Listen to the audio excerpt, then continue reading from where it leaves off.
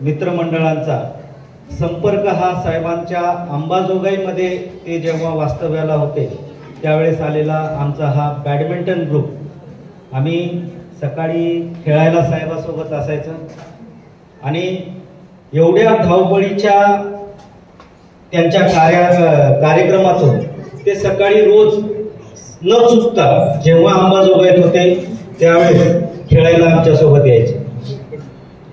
आपण विविध व्यक्ती आपल्या सभोवताली पाहतो, कोणी पदानं मोठं असतं, कोणी प्रतिष्ठेनं मोठं असतं, पण साहेबांमध्ये जर मी काय पाहिलं असेल तर त्यांना जे काय त्यांचं पद आहे प्रशासकीय पद, त्यांनी ते कधीच त्यांच्या डोक्यामध्ये आमच्या सोबत तरी वावरताना कधीच डोक्यामध्ये ठेवलं।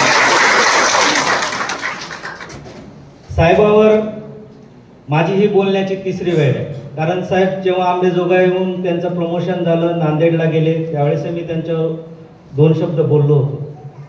पुन्हा निलंग्याला ज्यावेळेस सेंड ऑफचा कार्यक्रम होता त्यावेळेस आम्ही त्या ठिकाणी कार्यक्रम आयोजित केला होता, त्यावेळेस मी त्यांच्यावर बोललो होतो। पण आज एक वेगळा असा माझ्या मनामध्ये म्हणजे काय म्हणतो आपण कंठ दाटून येतोय की असा मित्र, असा माणूस सध्या आपल्या सोबत नाहीये।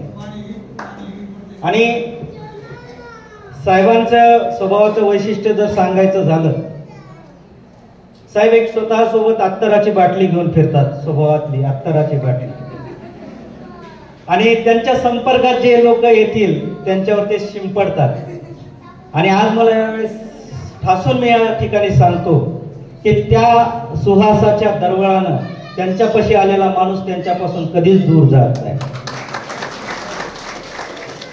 आमच्यामध्ये वावरत असताना साहेब आमचे सर्व मित्र हे त्यांच्यापेक्षा खूप लहान वयानं खूप लहान असलेले होते, तरी सुद्धा साहेब त्यांच्या सोबत इतक्या खेळीमेळीच्या वातावरणात वावरायचे की जस काही ते त्यांचे मित्र आहेत। मग आज दुपारी साहेबांना फोन केला, साहेब म्हणले, आता मी शब्द उच्चारतो साहेब म्हणले माझा 50वा वाढदिवस आहे।